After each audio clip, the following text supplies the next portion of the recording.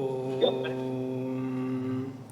ಗುರುರ್ಬ್ರಹ್ಮ ಗುರುರ್ವಿಷ್ಣು ಗುರುರ್ದೇವೋ ಮಹೇಶ್ವರಃ ಗುರುಃ ಸಾಕ್ಷಾತ್ ಪರಂ ಬ್ರಹ್ಮ ತಸ್ಮೈ ಶ್ರೀ ಗುರವೇ ನಮಃ. ಸದಾಶಿವಸಮಾರಂಭಾಂ ಶಂಕರಾಚಾರ್ಯಮಧ್ಯಮಾಂ ಅಸ್ಮದಾಚಾರ್ಯಪರ್ಯಂತಾಂ ವಂದೇ ಗುರುಪರಂಪರಾಂ. ಶನ್ನೋ ಮಿತ್ರಃ ಶಂ ವರುಣಃ ಶನ್ನೋ ಭವತ್ವರ್ಯಮಾ ಶನ್ನ ಇಂದ್ರೋ ಬೃಹಸ್ಪತಿಃ ಶನ್ನೋ ವಿಷ್ಣುರುರುಕ್ರಮಃ.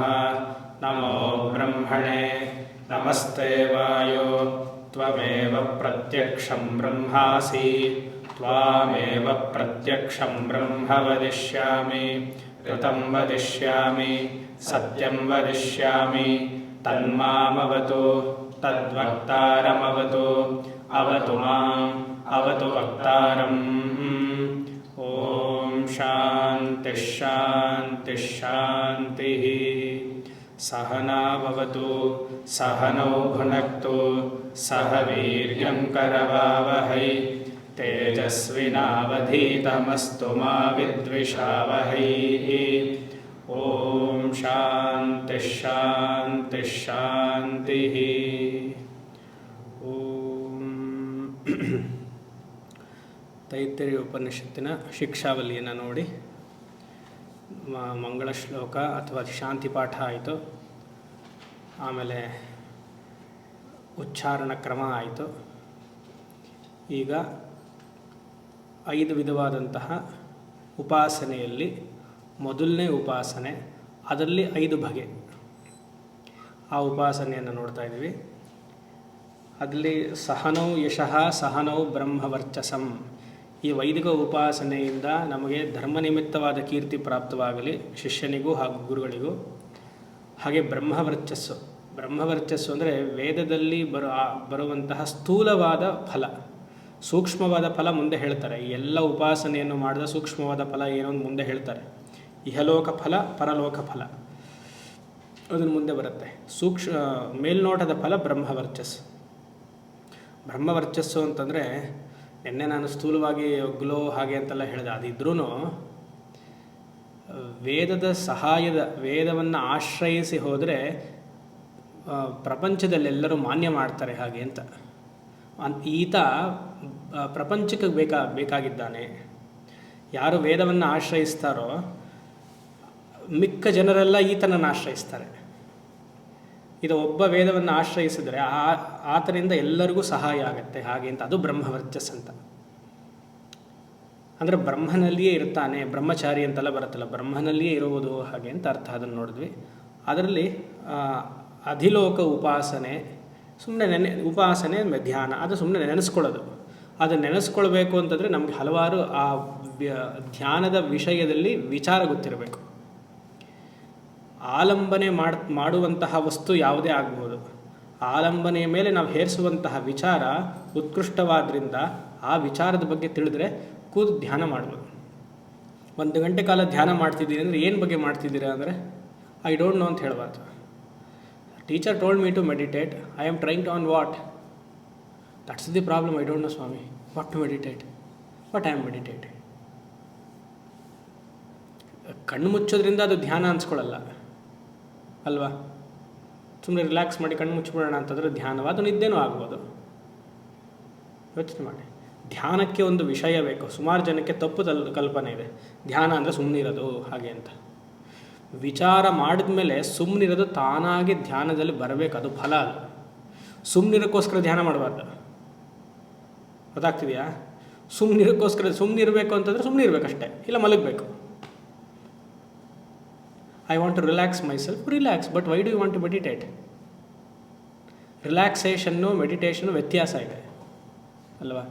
ಆ ರೀತಿಯಾಗಿ ಇಲ್ಲಿ ಆ ಥರ ಹೇಳಬೇಕು ಅಂತಿದ್ರೆ ಉಪನಿಷತ್ತು ಅಥಾತ ಸಗುಂಹಿತಾಯ ಏನು ಹೇಳ್ತಾರಪ್ಪ ಕನ್ನಡದಲ್ಲಿ ಬರ್ತದೆ, ವಿಧಿವ್ಯಾಯ ಅಂದ್ಕೊಳ್ಳಿ, ಸುಮ್ಮನೆ ಉಪಾಸನೆ ಮಾಡು ಅಂತ ಹೇಳಬೇಕಾಗಿತ್ತು, ಕಣ್ಮುಚ್ಚು ಅಂತ ಹೇಳಬೇಕಾಗಿತ್ತು. ಇಷ್ಟೆಲ್ಲ ಯಾಕೆ ಕೊಡಬೇಕಾಗಿತ್ತು? ಪೂರ್ವ ರೂಪದಲ್ಲಿ ಪೃಥ್ವಿಯನ್ನು ಹಾಕು, ಉತ್ತರ ರೂಪದಲ್ಲಿ ಆಕಾಶವನ್ನು, ಇದು ಸ್ವರ್ಗವನ್ನು ಹಾಕು, ಮಧ್ಯದಲ್ಲಿರೋದಲ್ಲಿ ಆಕಾಶವನ್ನು ಹಾಕು, ಸುತ್ತ ಎಲ್ಲನೂ ಹಿಡ್ದಿರೋದು ವಾಯು ಅಂತ. ಇದೆಲ್ಲ ಯಾಕೆ ಹೇಳಬೇಕು ಉಪನಿಷತ್ತು ಅಲ್ವಾ?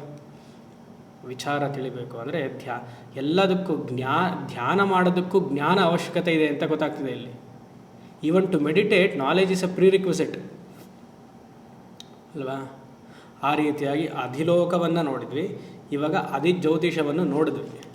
ಪೂರ್ತಿ ಮುಗ್ದಿಲ್ಲ. ಅದೇನು ಹೇಳ್ತಿದ್ದೆ ನೆನ್ನೆ, ಅಗ್ನಿಪೂರ್ವ ರೂಪಂ, ಆದಿತ್ಯ ಉತ್ತರ ರೂಪಂ, ಆಪಸ್ಸಂಧಿ, ವೈದ್ಯುತ ಸಂಧಾನಂ ಎಲ್ಲವೂ ಲೂಮಿನರೀಸ್, ಪ್ರಕಾಶಮಾನವಾಗಿರುವಂತಹ ತತ್ವದ ಮೇಲೆ ಧ್ಯಾನ ಮಾಡು ಅಂತ ಹೇಳ್ತಿದ್ದಾರೆ. ಯಾಕಂದರೆ ಈತ ವೇದ ಪೂರ್ವ ಭಾಗದ ಕರ್ಮಕಾಂಡಿ, ಆ ಅಗ್ನಿಯನ್ನು ಪ್ರತಿನಿತ್ಯ ಆರಾಧನೆ ಮಾಡ್ತಾನೆ, ಅದನ್ನು ಧ್ಯಾನ ಮಾಡು. ಆಮೇಲೆ ಆದಿತ್ಯವನ್ನು ಧ್ಯಾನ ಮಾಡು. ಆಪಸ್ಸಂಧಿ, ಆಪಹ ಅಲ್ಲಿಗೆ ನೋಡ್ತಿದ್ವಿ ನಾನು. ಆಪಹ ಹೇಗೆ ತಣ್ಣೀರು ಅಥವಾ ನೀರು ವರುಣ ಅದು ಹೇಗೆ ಲೂಮಿನರಿ ಶುಭ್ರತೆ ಆಗುತ್ತೆ ಅಂದರೆ ಸ್ನಾನ ಮಾಡೋದ್ರಿಂದ ಎಷ್ಟು ನಮಗೆ ಶುಭ್ರತೆ ಬರುತ್ತೋ ಅದನ್ನು ಇಲ್ಲಿ ಜ್ಯೋತಿ ಅಂತ ಕಾಂತಿ. ಅದಲ್ಲೇ ನೀವು ಆಪಸ್ತಂಭ ಸೂತ್ರದಲ್ಲೆಲ್ಲ ನೋಡಿದ್ರೆ, ಇಲ್ಲ ಅಂದರೆ ಹೋಮ ಮಾಡೋದ್ರಲ್ಲೂ ಏನು ಹೇಳ್ತೀವಿ, ಅಗ್ನೋ ಪ್ರಾಸ್ತಾಹುತಿಂ ಆದಿತ್ಯಂ ಉಪತಿಷ್ಠತಿ, ಆದಿತ್ಯಾಜ್ಜಾಯತೆ ವೃಷ್ಟಿ, ಆದಿತ್ಯಾಜ್ಜಾಯತೆ ವೃಷ್ಟಿ, ವೃಷ್ಟೇರನ್ನಂ ತತಃ ಪ್ರಜಾ. ಕೇಳಿದ್ದೀರಾ? ಈ ಹೋಮ ಮಾಡಬೇಕಾದ್ರೆಲ್ಲ ಈ ಮಂತ್ರಗಳನ್ನು ಉಪಯೋಗಿಸ್ತಾರೆ. ಆಪಸ್ತಂಭದಲ್ಲಿ ಬರುತ್ತಿದ್ದು, ಶ್ರೌತಯಾಗದಲ್ಲೆಲ್ಲ ಬರುತ್ತೆ. ಅಗ್ನೌ ಪ್ರಾಸ್ತಾಹುತಿಂ, ಅಗ್ನಿಯನ್ನು ಮುಂದಿಟ್ಕೊಂಡು ಆದಿತ್ಯಂ ಉಪತಿಷ್ಠತಿ, ಆದಿತ್ಯನ ಹತ್ರ ಮಾತಾಡಬೇಕು ಅಂದರೆ ಅಗ್ನಿಯ ಮೂಲಕ ಮಾತಾಡಬೇಕಂತೆ. ಅಗ್ನಿಗೆ ಚರು ಹಾಕ್ತಾರೆ, ಚರು ಅಂದರೆ ಅನ್ನ ಕೊಡ್ತಾರೆ, ಅದನ್ನು ಒಂದು ಭಾಗ ಅವನಿಗೆ ಹೋಗುತ್ತೆ ಸೂರ್ಯನಿಗೆ, ಸೂರ್ಯ ಸ್ವೀಕರಿಸ್ತಾನೆ. ಆದಿತ್ಯ ಜಾಗ್ಯತೆ ವೃಷ್ಟಿ, ಅದನ್ನು ಸ್ವೀಕರಿಸಿ ನಮಗೆ ಹೇಗೆ ಅನುಗ್ರಹ ಮಾಡ್ತಾನೆ, ಮಳೆಯ ಮೂಲಕ ಆಶೀರ್ವಾದ ಮಾಡ್ತಾನೆ. ಆದಿತ್ಯಾದ ವೃಷ್ಟಿ, ಮಳೆ ಬಂದಿದ್ದರಿಂದ ಏನಾಗುತ್ತೆ, ವೃಷ್ಟೇರ್ ಅನ್ನಂ, ಅನ್ನದಿಂದ ಏನಾಗುತ್ತೆ, ಅನ್ನಾತ್ ಪ್ರಜಾ. ಇದನ್ನೇ ಭಗವದ್ಗೀತೆ ತಗೊಳ್ಳಿ, 3ನೇ ಅಧ್ಯಾಯದಲ್ಲಿ ಕೃಷ್ಣ ಹೀಗೆ ಬಾಡಿಲಿ ಲಿಫ್ಟ್ ಮಾಡಿದ್ದಾನೆ. ಅನ್ನಾದ್ ಭವಂತಿ ಭೂತಾನಿ ಪರ್ಜನ್ಯಾದ್ ಅನ್ನ ಸಂಭವ, ಯಜ್ಞಾದ್ ಭವತಿ ಪರ್ಜನ್ಯ, ಯಜ್ಞ ಕರ್ಮ ಸಮುದ್ಭವ, ಕರ್ಮ ಬ್ರಹ್ಮೋದ್ಭವಂ ವಿದ್ಧಿ, ಬ್ರಹ್ಮಾಕ್ಷರ ಸಮುದ್ಭವಂ, ತಸ್ಮಾತ್ ಸರ್ವಗತಂ ಬ್ರಹ್ಮ ನಿತ್ಯಂ ಯಜ್ಞೆ ಪ್ರತಿಷ್ಠಿತಂ, ಸಹ ಯಜ್ಞ ಪ್ರಜಾ ಸೃಷ್ಟ. ಆಮೇಲೆ ಬರುತ್ತೆ ಇದು, ಅದು ಸರಿಯಾಗಿದೆ. ಅನ್ನಾದ್ ಭವಂತಿ ಭೂತಾನಿ, ಭೂತಾನಿ ಅಂದರೆ ಪ್ರಜೆಗಳು, ನಾವೆಲ್ಲರೂ ಮನುಷ್ಯರು. ನಾವೆಲ್ಲ ಹೇಗೆ ಬಂದ್ವಿ, ಅನ್ನಾದ್ ಭವತಿ, ಅನ್ನದಿಂದ ಬಂದ್ವಿ, ಅನ್ನದಿಂದ ಪ್ರಜೆಗಳು ಬಂದರು. ಅನ್ನಾದ್ ಭವಂತಿ ಭೂತಾನಿ, ಅನ್ನ ಹೇಗೆ ಬಂತು, ಅನ್ನಾತ್ ಪರ್ಜನ್ಯ, ಮಳೆಯಿಂದ ಅನ್ನ ಬಂತು. ಮಳೆ ಹೇಗೆ ಬಂತು, ಯಜ್ಞಾದ್ ಭವತಿ ಪರ್ಜನ್ಯ, ಯಜ್ಞದಿಂದ, ಹೋಮ ಹವನ ಯಾಗದಿಂದ ಮಳೆ ಬಂತು. ಯಜ್ಞಾದ್ ಭವತಿ ಪರ್ಜನ್ಯ, ಯಜ್ಞ ಹೇಗೆ ಬಂತು, ಕರ್ಮದಿಂದ ಬಂತು. ನಿತ್ಯ ನೈಮಿತಿಕ ಕರ್ಮದಿಂದ ಯಜ್ಞ ಬಂತು. ಅದಕ್ಕೆ ನಿತ್ಯ ನೈಮಿತಿಕ ಕರ್ಮ ಮಾಡೋದ್ರಿಂದ ಸರಿಯಾದ ಸಮಯದಲ್ಲಿ ಮಳೆ ಬರುತ್ತೆ. ನಿತ್ಯ ನೈಮಿತಿಕ ಕರ್ಮ ಅಂದರೆ ಮಾಡುವಂತಹ ಪ್ರತಿಯೊಂದು ಬೆಳಗ್ಗೆಯಿಂದ, ವೈದಿಕ ಕರ್ಮ ಹೇಳ್ತಾ ಇದ್ದೀನಿ. ನೀವು ನಿತ್ಯ ನೈಮಿತಿಕ ಈಗಿನ ಬೇಡ, ಅದೆಲ್ಲ ಮತ್ತೆ ಯಾಕೆ ಮತ್ತೆ ಬೇಜಾರು ಮಾಡೋದು ನಿಮಗೆ. ಎಷ್ಟು ಹೇಳಿದ್ರೂ ಜನಕ್ಕೆ ಅದು ಅರ್ಥನೇ ಆಗ್ತಾ ಇಲ್ಲ. ನೀವು ತಿರ್ಗ ಮತ್ತೆ ಅದೇ ಕೇಳಿದ್ರು, ನೀವು ಮಾಡ್ತಿರುವಂತಹ ಲೌಕಿಕ ಕರ್ಮ ಕರ್ಮವಲ್ಲ, ಕರ್ಮಯೋಗವಲ್ಲ, ಅದು ತಿಳಿಬೇಕು. ನೀವು ಬೆಳಗ್ಗೆ 4 ಗಂಟೆಯಿಂದ ಎದ್ದು ಅಡುಗೆ ಮನೆಗೆ ಹೋಗಿ ಸ್ಟವ್ ಹಾಕಿ, ನೇರ ಮಾತಿದು, ಸ್ಟವ್ ಹಾಕಿ ಹಚ್ಚಿ ರಾತ್ರಿ ಹಾಸಿಗೆ ಮೇಲೆ 11 ಗಂಟೆಗೆ 12 ಗಂಟೆಗೆ ಮಲಗೋದು, ಅದು ಕರ್ಮವಲ್ಲ, ಕರ್ಮಯೋಗವಲ್ಲ. ಕರ್ಮ ಆಗ್ಬೋದೇನೋ ಅಷ್ಟೇ, ಕರ್ಮಯೋಗ ಆಗೋಕ್ಕೆ ಸಾಧ್ಯ ಇಲ್ಲ. ಅದನ್ನು ಈಗಿನ ಕಾಲದಲ್ಲಿ ನೀವು ಅದನ್ನು ಭಗವಂತ ಅಂಥೇಳಿ, ಕಣ್ಣನ್ ಅಂತ ಹೇಳಿ ಮಾಡಿ. ಮೊನ್ನೆ ಅದೇ ಹೇಳಿದ್ರು, ಕಣ್ಣನ್. ಓಕೆ, ಅದು ಹೇಳ್ತೀನಿ. ಇವಾಗ ಮೊನ್ನೆ ಬಂದಿದ್ದರು ವೇದ ಪಾಠಶಾಲೆಯಿಂದ ಒಬ್ಬರು ಘನಪಾಠಿಗಳು ಬಂದಿದ್ದರು. ಅವರು ಒಂದು ಸುಮಾರು ವರ್ಷದ ಹಿಂದೆ ಟ್ರೈನಲ್ಲಿ ಪರಮಾರ್ಥಾನಂಜಿ ಅವ್ರಿಗೆ ಸಿಕ್ಕಿದ್ರಂತೆ. ಇವರು ರ್ಯಾಮ್ಕೋಗೆ ಹೋಗಿದ್ದಾರೆ. ರ್ಯಾಮ್ಕೋ ಸಿಮೆಂಟಲ್ಲಿ ಅದೇ ಜಾಗ ಹೇಳಿದ್ರಲ್ಲಪ್ಪ, ಯಾವುದೋ ಎಲ್ಲ ಹೋಗಿದ್ದಾರೆ, ತಮಿಳ್ನಾಡಲ್ಲಿ ಒಂದು ಜಾಗ. ಅಲ್ಲಿಂದ ಇವರು ವೇದ ಪಾರಾಯಣ ಮುಗಿಸ್ಕೊಂಡು ಬರ್ತಿದ್ದಾರೆ. ನಮ್ಮ ಗುರುಗಳು ಅಲ್ಲಿಂದ ಪ್ರವಚನ ಮುಗಿಸ್ಕೊಂಡು ಬರ್ತಿದ್ದಾರೆ ಟ್ರೈನಲ್ಲಿ. 2 AC ಬುಕ್ ಮಾಡಿದ್ದಾರೆ. ಆ 2 ACಗೆ ನಾವು ಸ್ಕ್ರೀನೆಲ್ಲ ಇರುತ್ತಲ್ಲ, ಒಂದೇ ಕೋಚು, ಒಂದೇ ಬೋಗಿ, ಎಲ್ಲ ಒಂದೇ ಕಡೆ ಕೂತಿದ್ದಾರೆ. ಇವ್ರು ಆಪೋಸಿಟ್ ಮಲ್ಕೊಂಡಿದ್ದಾರೆ. ಬೆಳಗ್ಗೆ ಸ್ಕ್ರೀನ್ ತೆಗೆದು ನೋಡಿದ್ರು, ಈ ಕಡೆ ಪಾರಮಾರ್ಥ, ಈ ಕಡೆ ವೇದ, ಇವರು ಗಣಪಾಠಿಗಳು. ಅದಕ್ಕೆ ವಾಂಗೋ ಶ್ರೀರಾಮ್ ಗಣಪಾಠಿಗಳು ಉಕಾನವನ್ನು ಸ್ವಾಮೀಜಿ ಕರೆದಿದ್ದಾರೆ. ಸರಿ ಕೂತ್ಕೊಂಡು ಏನು ಮಾಡೋದಿಲ್ಲ, ಟೈಮ್ ಇದೆಯಲ್ಲ ಹಾಗೆ ಅಂತ. ವೈರಾಗ್ಯ ಅಂದರೆ ಏನು ಅಂತ ಕೇಳಿದ್ದಾರೆ ಪರಮಾರ್ಥರಂಜಿ ಇವ್ರಿಗೆ. ಏನೋ ಇವರು ತುಂಬ ಮಹಾವಿದ್ವಾಂಸರು, ಸಲಕ್ಷಣ ಘನಪಾಠಿಗಳು ಮತ್ತು ಪೌರಾಣಿಕರು, ಸೂತ ಮಹಾಪುರಾಣಿಕರಂತ ಏನು ನಾವು ಕರಿತೀವಿ ಆ ಸ್ಥಾನದಲ್ಲಿ ಇರೋವಂಥವ್ರು. ಈಗ ತುಂಬ ವಿದ್ವತ್ತಿರೋರು, ಶೃಂಗೇರಿ ಮಠಕ್ಕೆ ಮತ್ತು ಕಾಂಚಿ ಮಠಕ್ಕೆಲ್ಲ ತುಂಬ ಬೇಕಾಗಿರುವಂಥವ್ರು. ಚಾತುರ್ಮಾಸ್ಯ ಅಂತ ಬಂದು ನಮಸ್ಕಾರಕ್ಕೆ ಅಂತ ಬಂದಿರಾಯಿತು. ಸೊ ಇವರು ಮತ್ತು ತುಂಬ ಭಕ್ತಿ ಪ್ರಧಾನ ಜಾಸ್ತಿ. ಏನು ಅವ್ರು ಯಾರು ಕೃಷ್ಣ ಪ್ರೇಮಿ ಅಣ್ಣ ಅಂತ ಒಬ್ರು ಇದ್ದಾರೆ, ಇಲ್ಲಿ ತಮಿಳಲ್ಲಿ ಇದ್ದರು, ಈಗ ಹೋಗ್ಬಿಟ್ರು ಪಾಪ. ಅವ್ರ ಶಿಷ್ಯರು ಇವರೆಲ್ಲ. ಸೊ ಅದಕ್ಕೆ ಸ್ವಾಮೀಜಿ ಕೇಳಿದರೆ ವೈರಾಗ್ಯ ಅಂದರೆ ಏನು ಹಾಗೆ ಅಂತ. ಅವರು ವಿಗತೇಣ ರಾಗ ಯಸ್ಯ ಸಹ ವೈರಾಗ್ಯ ಅಂತ ಹೇಳಬೇಕು ಅವರು. ಇವರು ವಿಶೇಷೇಣ ರಾಗ ಯಸ್ಯ ಸಹ ವೈರಾಗ್ಯ ಅಂತ ಹೇಳಿದ್ದಾರೆ. ನಮ್ದೆಲ್ಲ ಏನು ಪಾಲಿಸಿ, ವಿಗತೇಣ ರಾಗ ವಿರಾಗ ವೈರಾಗ್ಯ. ಇದು ಭಕ್ತಿ ಬಂದ್ಬಿಡ್ತಲ್ಲ ಪಂಥ, ಅದಕ್ಕೆ ವಿಶೇಷೇಣ ರಾಗ ವೈರಾಗ್ಯ. ಅದು ವಿಶೇಷೇಣ ರಾಗ ಎಲ್ಲಾಗುತ್ತೆ, ಮಾಡ್ತಿರುವಂತಹ ಎಲ್ಲ ಕೆಲಸ ಬೆಳಗ್ಗೆ ಸ್ಟವ್ ಹಚ್ಚಡದಿಂದ ಹಿಡಿದು ರಾತ್ರಿ ಮಲಗೋವರೆಗೂ ಕಣ್ಣನಿಗೋಸ್ಕರ ಮಾಡ್ತಾಯಿದ್ದೀನಿ. ಅಲ್ಲಿಗೆ ಬಂತು ಕಣ್ಣನಿಗೋಸ್ಕರ ಮಾಡ್ತಾಯಿದ್ದೀನಿ. ಯಾರು ಕಣ್ಣನ್ನು ನನಗೆ ಗೊತ್ತಾಗಲಿ, ಫಸ್ಟ್ ಕೃಷ್ಣ ಅಂತ ಆಮೇಲೆ ಗೊತ್ತಾಗಿದ್ದು ಲೇಟು. ಕಣ್ಣನ್ನು ಅಂತದ್ದು, ಕಣ್ಣನಿಗೆ ಸ್ಟವ್ ಹಚ್ತಾ ಇದ್ದೀನಿ, ಕಣ್ಣನಿಗೆ ಹಾಲು ಮಾಡ್ಕೊಳ್ತಾ ಇದ್ದೀನಿ, ಸ್ನಾನ ಮಾಡ್ತಾಯಿದ್ದೀನಿ. ಯಾರಿಗೆ? ಕಣ್ಣನಿಗೆ. ಇಲ್ಲಿ ಕೊಳೆ ಮೈ ಮೇಲಿದೆ, ಕಣ್ಣನಿಗೆ ಸ್ನಾನ ಮಾಡ್ತಾಯಿದ್ದೀನಿ. ಈ ಥರನೇ ಹೇಳಿ. ರಾತ್ರಿ ಯಾರಿಗೆ ಹಾಸಿಗೆ ಹಾಸ್ತಾ ಇದ್ದೀನಿ, ಯಾರಿಗೆ? ಕಣ್ಣನಿಗೆ. ಮಲಗಬೇಕಾಗಿರೋದು ಕಣ್ಣನ ನೀವ? ಅದೆಲ್ಲ ಕೇಳೋಕ್ಕಾಗಲ್ಲ. ಆಮೇಲೆ ಭಕ್ತಿ ತುಂಬ ಪ್ರಧಾನ ಹಾಗೆ ಅಂತಂದ್ರೆ ಆವಾಗ ಪರಮಾರ್ಥರಂಜಿ ತುಂಬ ನಕ್ಕದ್ರಂತೆ. ನಗಲೇಬೇಕು. ಈ ಮಾತಿಗೆ ನಗಬೇಕಾ ಅಳಬೇಕಾ? ಅಳಬೇಕು ಆ್ಯಕ್ಚುಲಿ. ಸರಿ, ಅವ್ರ ಮುಂದೆ ಅಳೋದೆಲ್ಲ ಬೇಡ ಅಂತ ನಗಬೇಕು. ವಿಗತೇಣ ರಾಗ ವೈರಾಗ್ಯ ತುಂಬ ಇಂಪಾರ್ಟೆಂಟು. ವಿಶೇಷೇಣ ರಾಗ ನಮಗೆ ಸರಿ ಬರಲ್ಲ. ಅದಕ್ಕೆ ಅವರು ವಿವೇಕ ಚೂಡಾಮಣಿಯನ್ನು ಕೊಟ್ಟು ಮಾಡಿದ್ರು. ವಿವೇಕ ಚೂಡಾಮಣಿ ಏನದು? ಭಕ್ತಿರಿತ್ಯಭಿಧೀಯತೆ ಅಂತ. ಅದಾದಮೇಲೆ ನಾನು ಹೇಳಿದೆ ಮುಂದಿನ ಇದೆ ಸ್ವಸ್ವರೂಪಾನುಸಂಧಾನ ಭಕ್ತಿರೇವ ಗರಿಯಸಿ. ಅದನ್ನು ನೋಡಿದಾಗ ಅವ್ರು ನಕ್ಕಿದ್ರು ನನ್ನ ಮುಂದೆ. ಅದು ಕರೆಕ್ಟಿದಾ ಅಂತಂದ್ರು. ಸೊ ಯಾಕೆ ಹೇಳಕ್ಕೆ ಬಂದೆ? ಎಲ್ಲೋ ಹೇಳಕ್ಕೆ ಬಂದೆ. ಎಲ್ಲಿದ್ದೆ? ಯಜ್ಞಾತ್ ಭವತಿ ಪರ್ಜನ್ಯ. ಅದೆಲ್ಲ ಲಿಂಕ್ ಮಾಡಬೇಕಾಗಿತ್ತು, ಅದು ಮರ್ತೋಯ್ತು. ಯಜ್ಞಾತ್ ಭವತಿ ಪರ್ಜನ್ಯ. ಸ್ವಾಮೀಜಿ ನಿತ್ಯ ನೈಮಿತ್ತಿಕ ಕರ್ಮ ಹೇಳ್ತಾ ಇದ್ರಿ ಅವಾಗ ಕಣ್ಣನ್ನಂತ. ನಿತ್ಯ ನೈಮಿತ್ತಿಕ ಕರ್ಮ ಮಾಡಬೇಕು. ನಿತ್ಯ ನೈಮಿತ್ತಿಕ ಕರ್ಮ ಅಂದರೆ ವೈದಿಕ ಕರ್ಮ ನಿತ್ಯ ನೈಮಿತ್ತಿಕ ಕರ್ಮ. ಮಿಕ್ಕಿದ್ದು ಯಾವುದೋ ನಿತ್ಯ ನೈಮಿತ್ತಿಕ ಕರ್ಮ ಅಲ್ಲ. ನೀವು ಬೆಳಗ್ಗೆ ಹೇಳೋದು, ಕಚೇರಿಗೆ ಹೋಗೋದು, ಅದು ಈಗಿನ ಕಾಲದಲ್ಲಿ ಕಲಿಯುಗದಲ್ಲಿ ಹೌದು ಇರಲಿ, ಅದು ವಿಶೇಷ ಧರ್ಮ ಆಗುತ್ತೆ, ಸಾಮಾನ್ಯ ಧರ್ಮ ಆಗಲ್ಲ.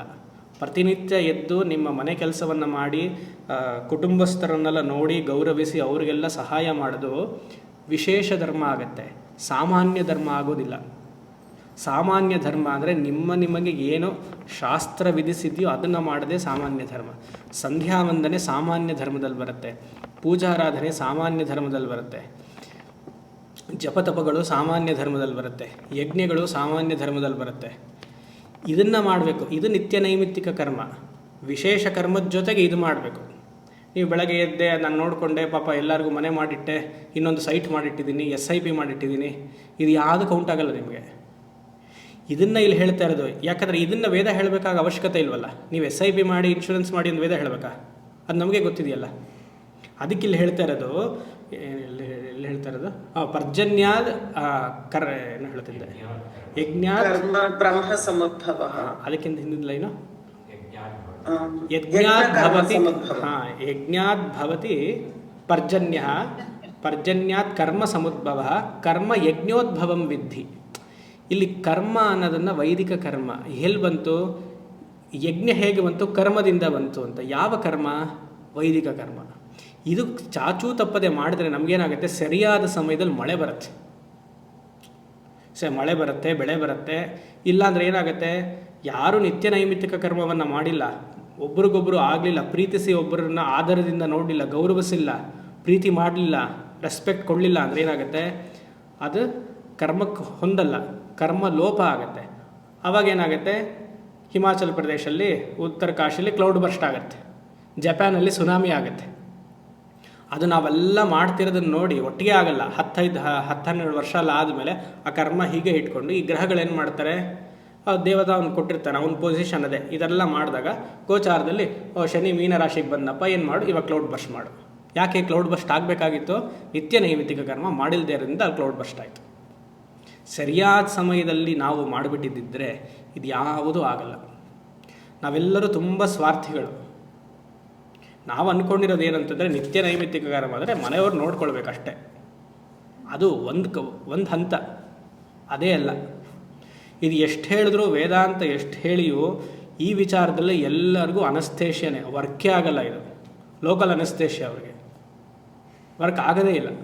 ಇಲ್ಲಿ ಮಾತ್ರ ಬುದ್ಧಿ ಏನೋ ಸರಿಗಿಲ್ಲ. ಇಷ್ಟು ಮಾಡ್ತಿದ್ದೀನಿ ಇಷ್ಟು ಮಾಡಿದ್ರೆ ಸಾಲದು. ಅದನ್ನೇ ಇಲ್ಲಿ ಹೇಳ್ತಾ ಇರೋದು, ಕರ್ಮ ಸಮುದ್ಭವಂ ವಿದ್ಧಿ. ಅನ್ನಾದ್ ಭವಂತಿ ಭೂತಾನಿ ಪರ್ಜನ್ಯಾದ ಅನ್ನ ಸಂಭವ, ಯಜ್ಞಾದ್ ಭವತಿ ಪರ್ಜನ್ಯ, ಯಜ್ಞ ಕರ್ಮ ಸಮುದ್ಭವ, ಕರ್ಮ ಬ್ರಹ್ಮೋದ್ಭವಂ ವಿದ್ಧಿ. ಎಲ್ಲಿ ಬಂತು ಕರ್ಮ? ಬ್ರಹ್ಮೋದ್ಭವಂ ವಿದ್ಧಿ. ಬ್ರಹ್ಮ ಅಂದರೆ ಇಲ್ಲಿ ವೇದ. ಎಲ್ಲ ಕರ್ಮವು ವೇದದಲ್ಲಿ ಹೇಳಿದೆ. ಕರ್ಮ ಬ್ರಹ್ಮೋದ್ಭವಂ ವಿದ್ಧಿ. ವೇದ ಎಲ್ಲೇ ಬಂತು? ಬ್ರಹ್ಮಾಕ್ಷರ ಸಮುದ್ಭವಂ, ಈಶ್ವರದಿಂದ ವೇದ ಬಂತು. ಮನುಷ್ಯರು ಹೇಗೆ ಬಂದರು? ಅನ್ನದಿಂದ ಬಂದರು. ಅನ್ನ ಹೇಗೆ ಬಂತು? ಮಳೆಯಿಂದ ಬಂತು. ಮಳೆ ಹೇಗೆ ಬಂತು? ಯಜ್ಞದಿಂದ ಬಂತು. ಯಜ್ಞ ಹೇಗೆ ಬಂತು? ವೈದಿಕ ಕರ್ಮದಿಂದ ಬಂತು. ಆ ವೈದಿಕ ಕರ್ಮ ಎಲ್ಲಿಂದ ಬಂತು? ವೇದದಿಂದ ಬಂತು. ಆ ವೇದ ಎಲ್ಲಿಂದ ಇದೆ? ಅಕ್ಷರ ಸಮುದ್ಭವಂ, ಪರಮೇಶ್ವರನಿಂದ ಬಂತು. ಲಿಂಕ್ ಹೇಗಿದೆ ನೋಡಿ. ತಸ್ಮಾತ್ ಸರ್ವಗತಂ ಬ್ರಹ್ಮ ನಿತ್ಯಂ ಯಜ್ಞೆ ಪ್ರತಿಷ್ಠಿತಂ. ಆದ್ದರಿಂದ ಅರ್ಜುನ, ಎಲ್ಲವೂ ವೇದದಲ್ಲಿಯೇ ಅಡಗಿದೆ. ಅದಕ್ಕೆ ಶಂಕರಾಚಾರ್ಯರು ಇದಕ್ಕೊಂದು ಬರೀತಾರೆ ಭಾಷ್ಯದಲ್ಲಿ. ಯಜ್ಞ ಅನ್ನುವಂತಹ ಪದಕ್ಕೆ ಅವರು ಅಪೂರ್ವತಾ ಯಜ್ಞ ಅಂತ ಬರೀತಾರೆ ಭಾಷ್ಯದಲ್ಲಿ. ನಾವೇನು ಅದೃಷ್ಟ ಶಕ್ತಿ ಅಂತ ಕರಿತಾ ಇದ್ದೀವಿ, ಮೀಮಾಂಸಾ ಜೈಮಿನಿ ಭಾಷೆಯಲ್ಲಿ ಅದು ಅದೃಷ್ಟ ಶಕ್ತಿ ಅಲ್ಲ. ಅದಕ್ಕೆ ಇನ್ನೂ ಅದೃಷ್ಟ ಶಕ್ತಿ ಅಂದರೆ ಪರ್ಯಾಯ ಪದ ಅಪೂರ್ವತ. ನಾವು ಅದೃಷ್ಟ ಅಂತ ಕರಿತೀವಿ, ಅವರು ಅದನ್ನು ಅಪೂರ್ವತ ಅಂತ ಕರೀತಾರೆ. ಯಜ್ಞ ಕರ್ಮೋದ್ಭವಂ ವಿದ್ಧಿಗೆ ಅಪೂರ್ವತಾ ವಿದ್ಧಿ ಅಂತಾರೆ ಶಂಕರರು. ತಸ್ಮಾತ್ ಸರ್ವಗತಂ ಬ್ರಹ್ಮ ನಿತ್ಯಂ ಯಜ್ಞೆ ಪ್ರತಿಷ್ಠಿತಂ. ಸರಿಯಾದ ಸಮಯದಲ್ಲಿ ಮಳೆ ಬೆಳೆ ಎಲ್ಲವಾಗಬೇಕು. ಎಲ್ಲರಿಗೂ ಭಯ, ಇನ್ನು 3 ವರ್ಷ ಆದಮೇಲೆ ಏನಾಗುತ್ತೋ, 5 ವರ್ಷ ಆದಮೇಲೆ ಏನಾಗುತ್ತೋ, ಟ್ರಂಪ್ ಏನು ಮಾಡ್ತಾನೋ. ಯಾರೋ ಬಾಸ್ಟನ್ಗೆ ಹೋಗಿದ್ದಾರೆ ಕಷ್ಟಪಟ್ಟು. ಹೋದ್ಮೇಲೆ ಏನಾಗುತ್ತೋ, ಇನ್ನು 4 ವರ್ಷಕ್ಕೆ ಗ್ರೀನ್ ಕಾರ್ಡ್ ವಾಪಸ್ ಬಂದ್ಬಿಡುತ್ತಾ, ಯಾರಿಗೆ ಗೊತ್ತು. ಟ್ರಂಪ್ ಹಣೆ ಬಾರದಲ್ಲಿ ನಿಮ್ಮದು ದಶಾಭುಕ್ತಿ ಇದ್ದರೆ ಆಗತ್ತೆ, ಇಲ್ಲ ಅಂದ್ರೆ ಆಗಲ್ಲ.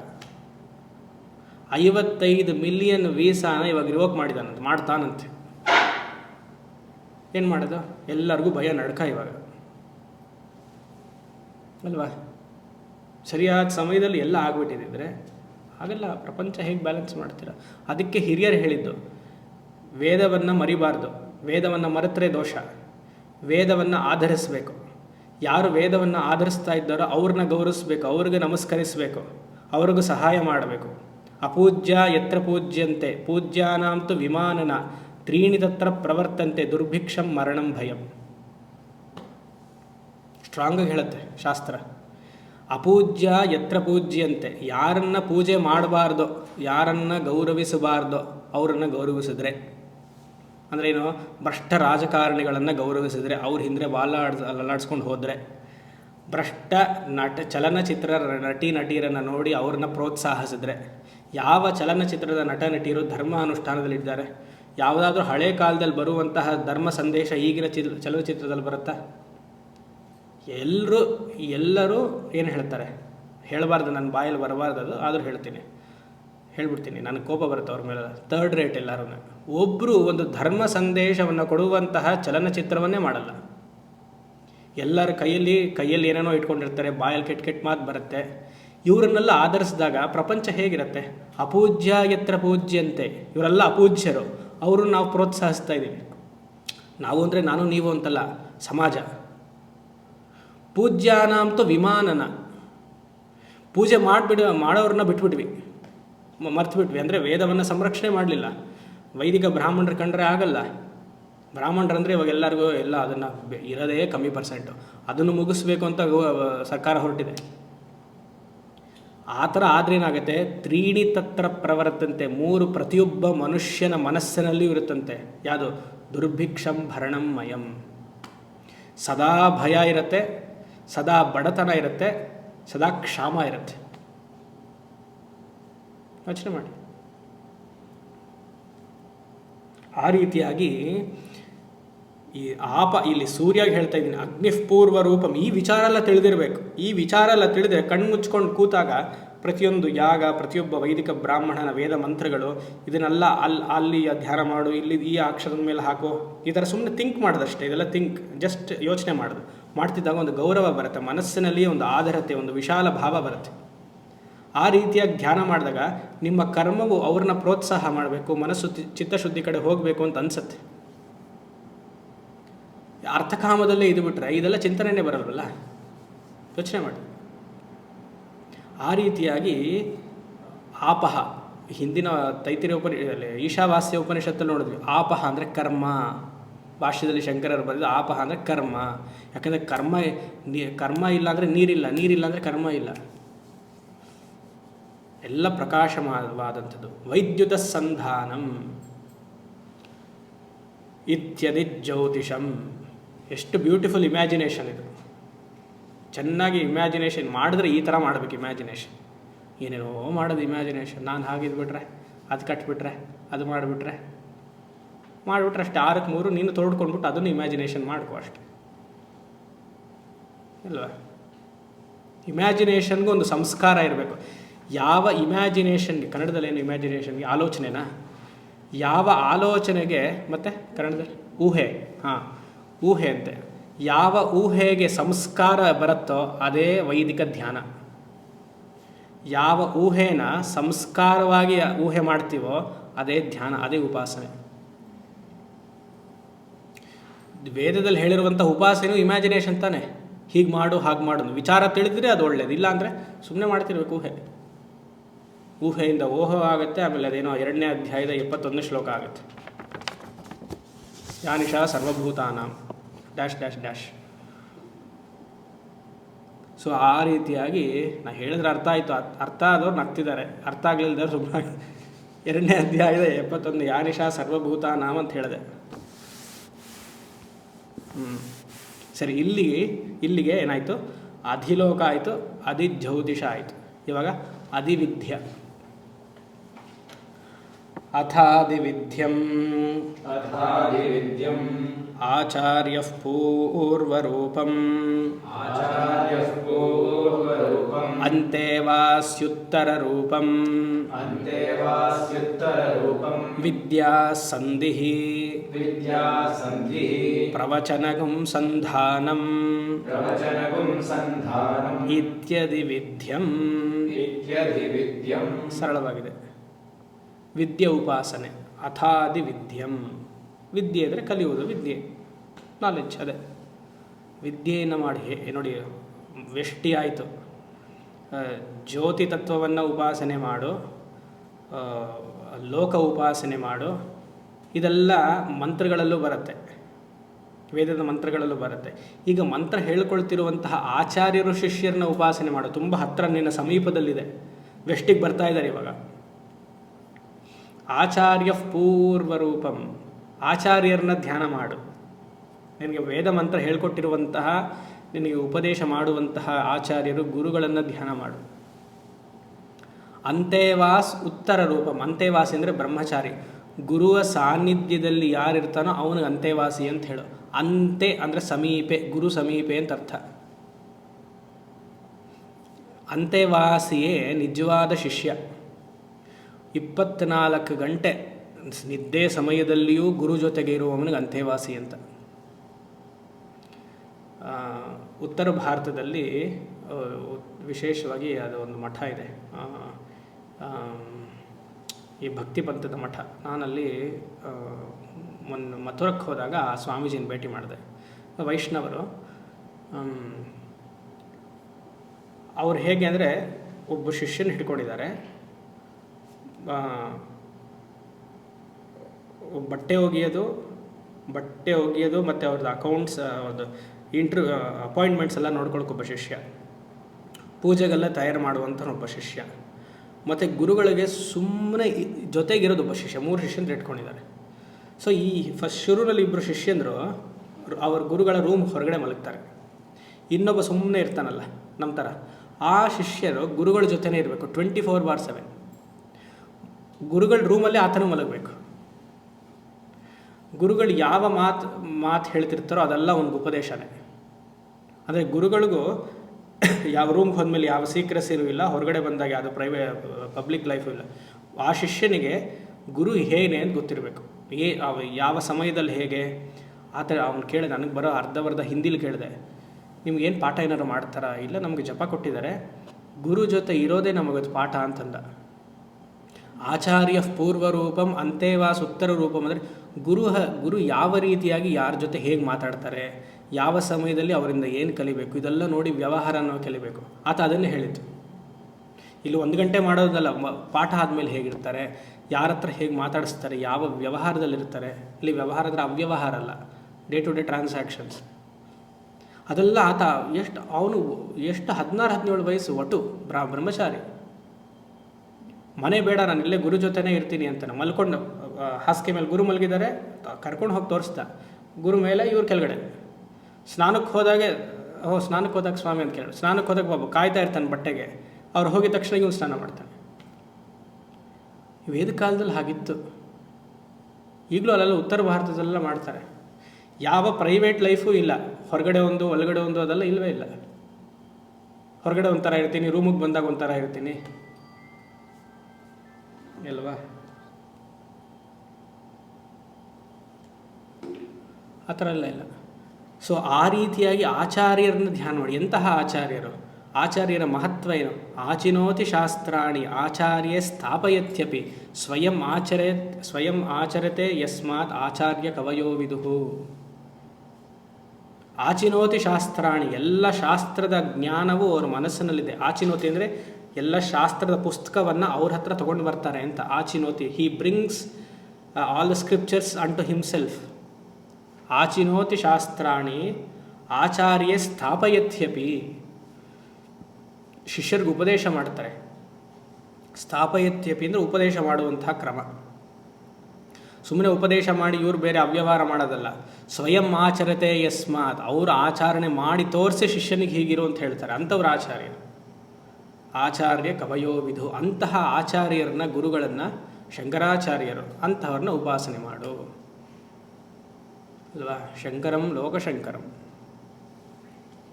ಅದೇ ರೀತಿಯಾಗಿ ಅಂತೇವಾಸಿ ಉತ್ತರ ರೂಪಂ.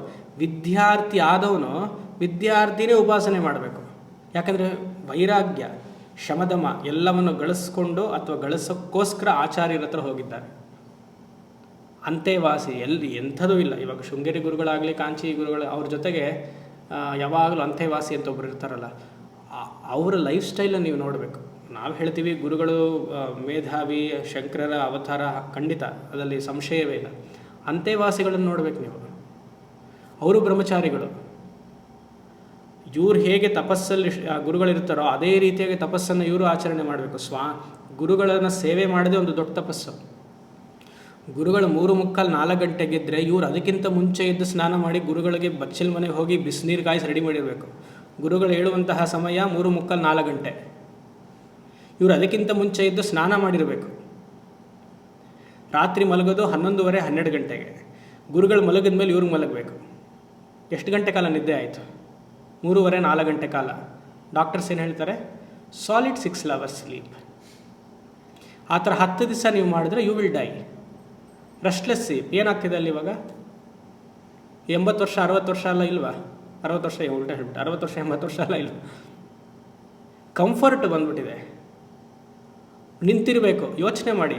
ಅಂತೇವಾಸ ಉತ್ತರ ರೂಪಂ. ಅವ್ರನ್ನ ಅಂತೇವಾಸಿಗಳನ್ನ, ಶಿಷ್ಯರನ್ನ ನೋಡಿ ನೀವು ನೋಡಬೇಕು. ನಿಂತೇ ಇರಬೇಕು, ಕೂರೋ ಹಾಗಿಲ್ಲ. ಕಾಲೇನಾಗುತ್ತೆ? ರಕ್ತ ಹೆಪ್ಪಗಟ್ಟಲ್ವ? ಇದೆಲ್ಲ ಯೋಚನೆ ಮಾಡಿದ್ದೀರಾ? ಗುರುಗಳು ತೊಗೊಂಬ ಅಂದರೆ ತೊಗೊಂಡು ಬರಬೇಕು, ಅಲ್ಲಿ ಹೋಗು ಅಂದ್ರೆ ಅಲ್ಲಿ ಹೋಗಬೇಕು. ಗುರುಗಳೇ ಭಿಕ್ಷೆ ಊಟ ಮಾಡೋದು 2 ಸತಿ. ಅವ್ರು ಮಾಡೋದು ಒಂದೊಂದು ಸತಿ ಎರಾಟಿಕ್ ಟೈಮ್, 2:30-3 ಗಂಟೆ ಮೇಲೆ ಮಾಡ್ತಾರೆ. ಅದು ಮಾಡಲಿಲ್ಲ ಅಂದರೆ ಅವತ್ತು ಭಿಕ್ಷೆ ಔಟ್. ಅವ್ರು ಗುರುಗಳು ಮಾಡಿಲ್ಲ ಅಂದರೆ ಇವ್ರು ಊಟ ಮಾಡೋ ಹೋಗಿಲ್ಲ. ಏಕಾದಶಿ 11 ದಿವಸಕ್ಕೆ ಮಾತ್ರನೇ ಅಲ್ಲ, ಅವ್ರಿಗೂ ಸುಮಾರು ಸತಿ ಏಕಾದಶಿ ಬರುತ್ತೆ. ಆವಾಗ ಅವ್ರಿಗೆ ಒಬೆಸಿಟಿ ಬಂತು, ಗ್ಯಾಸ್ಟ್ರಿಕ್ ಟ್ರಬಲ್ ಬಂತು, BP ಜಾಸ್ತಿ ಆಯಿತು. ಹೀಗೆಲ್ಲ ಹೇಳ್ತೀವ?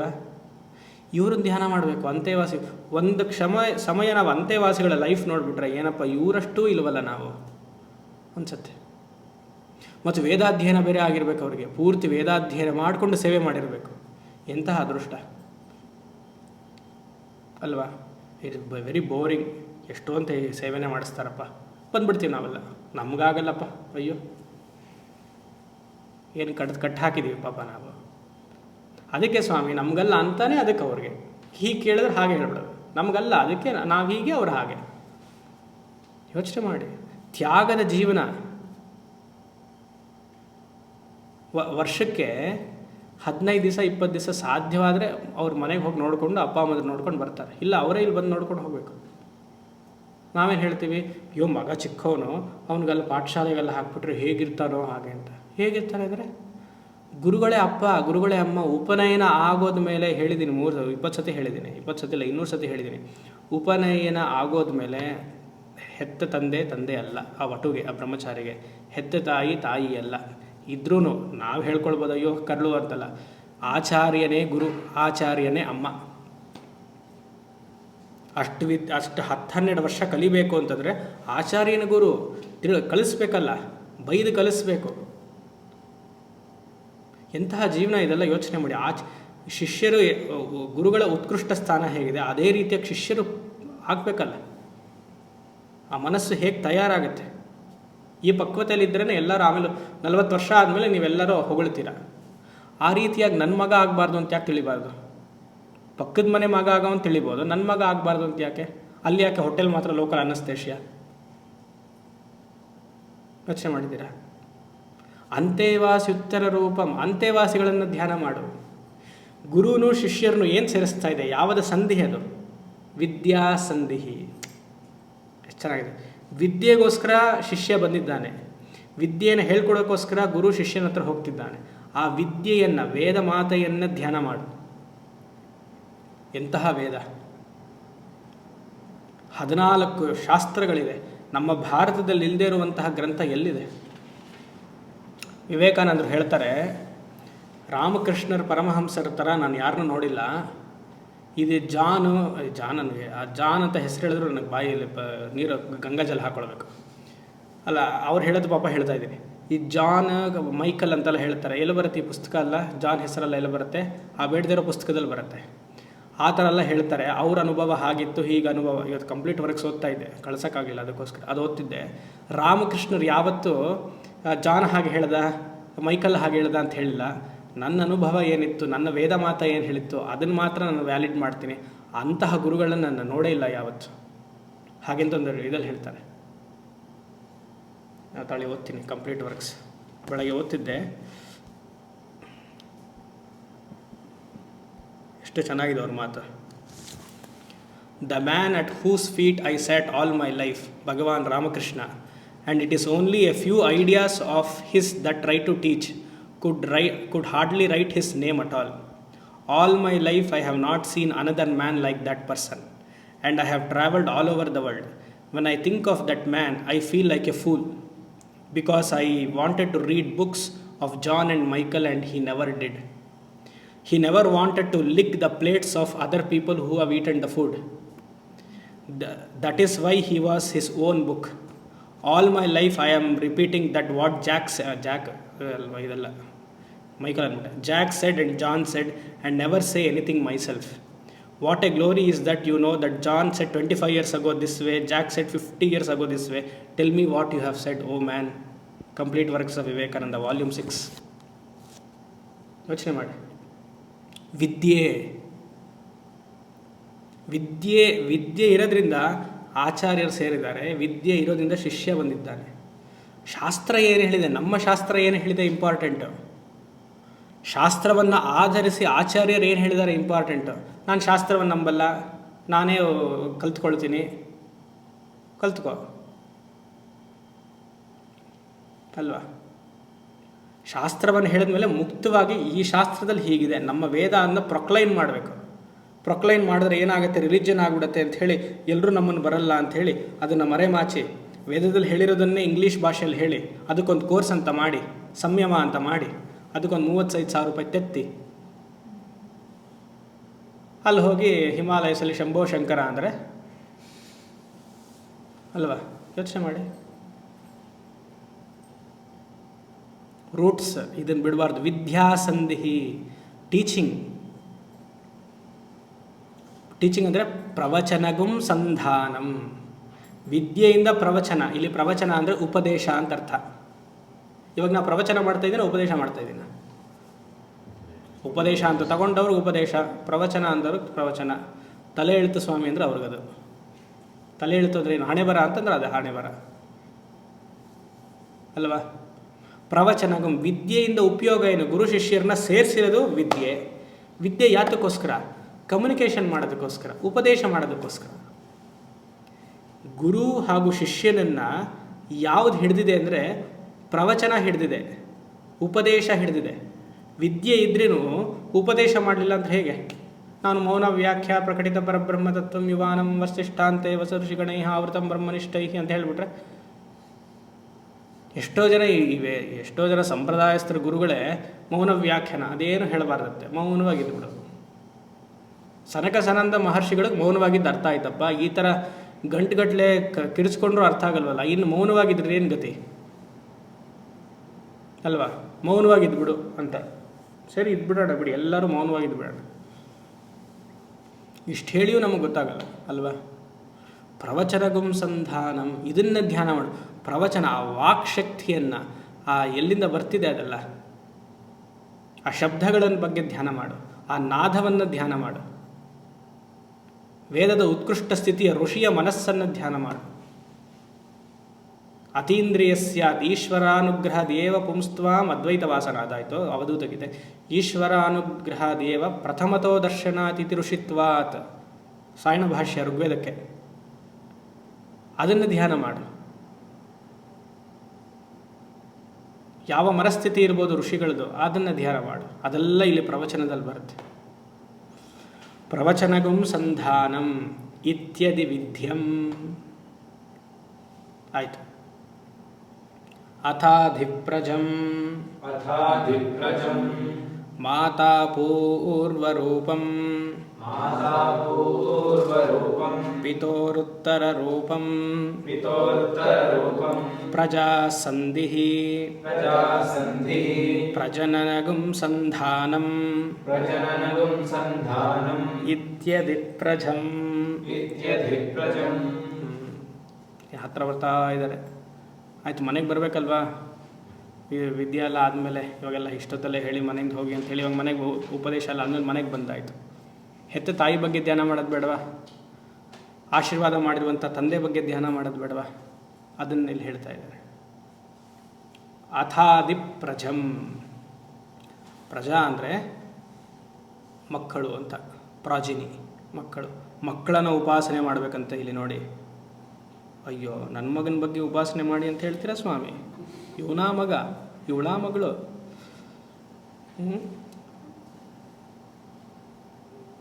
ಯಾಕೆ ಉಪನಿಷತ್ತು ಇಷ್ಟೆಲ್ಲ ತಪ್ಪು ಮಾಡ್ತು? ಇಲ್ಲಿವರೆಗೂ ಉಪನಿಷತ್ತು ಚೆನ್ನಾಗಿತ್ತಲ್ಲ. ಅರ್ಥ ಹೇಳಿದ್ಮೇಲೆ ಗೊತ್ತಾಗುತ್ತೆ. ಮಕ್ಕಳ ಬಗ್ಗೆ ಧ್ಯಾನ ಮಾಡಿ ಅಂತಿದೆ. ಇಲ್ಲಿ ಮಕ್ಕಳ ಬಗ್ಗೆ ಧ್ಯಾನ ಮಾಡಿ ಅಂತಂದರೆ ಪಿತೃಗಳನ್ನು ಧ್ಯಾನ ಮಾಡಿ ಅಂತ ಅರ್ಥ. ದೇವ ಪಿತೃಕಾರ್ಯಾಭ್ಯಾನ್ನಃ ಪ್ರಮದಿತವ್ಯಂ. ಮಕ್ಕಳು ಆಗಬೇಕು ಅಂತಂದರೆ ಪಿತೃಗಳ ಆಶೀರ್ವಾದ ಇರಬೇಕು, ಅದನ್ನು ಧ್ಯಾನ ಮಾಡಿ ಅಂತ ಇಲ್ಲಿ ಹೇಳ್ತಿರೋದು.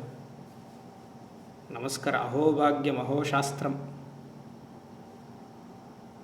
ಮಾತಾ ಪೂರ್ವರೂಪಂ, ಅಮ್ಮ, ತಾಯಿ, ನಿಜವಾದ ದೇವತೆ. ಆಕೆಯನ್ನು ನೆನಪಿಸ್ಕೊಳ್ಳಿ. ಯಾವಾಗ? ಸತ್ತ ಮೇಲ. ಎಷ್ಟೋ ಜನಕ್ಕೆ ಈ ತಂದೆ ತಾಯಿಗಳಿದ್ದಾಗ ಗೌರವ ಇರಲ್ಲ, ಸತ್ತ ಮೇಲೆ ಏನೋ ಒಂದು ಗಿಲ್ಟಿ ಫೀಲಿಂಗ್ ಬಂದುಬಿಟ್ಟಿರುತ್ತೆ. ಆವಾಗ ಅಮ್ಮಂದ್ರಿಗೆ ಅನ್ನದಾನ ಮಾಡಿಸ್ಲಾ, ಅವ್ರ ಇದರಲ್ಲಿ ಶ್ರಾದ್ದ ಮಾಡಿಸ್ಲಾ ಅಂತಾರೆ. ಇದ್ದಾಗ ಬಿಟ್ಬಿಡ್ತಾರೆ, ಇಲ್ಲದೇ ಇದ್ದಾಗ ಪಾಪ ಅವ್ರ ಮೇಲೆ ಗೌರವ ಬರುತ್ತೆ. ಹಾಗೆ ಮಾತಾ, ತಾಯಿನ ನೆನಪಿಸ್ಕೊಳ್ಬೇಕು. ಪಿತ, ಇನ್ನೊಂದು ಈ ಅಕ್ಷರ ಈ ಅಕ್ಷರದಲ್ಲಿ ಮಾತಾ, ತಾ ಅಕ್ಷರದಲ್ಲಿ ಪಿತ. ಪಿತೋರುತ್ತರ ರೂಪಂ, ತಂದೆಯನ್ನು. ಎಷ್ಟು ಜೀವನ ಪೂರ್ತಿ ತಂದೆ ಎಲ್ಲ ಪಾಪ ಮಗನಿಗೆ ಮಾಡಿ, ಮಗಳಿಗೆ ಮಾಡಿ,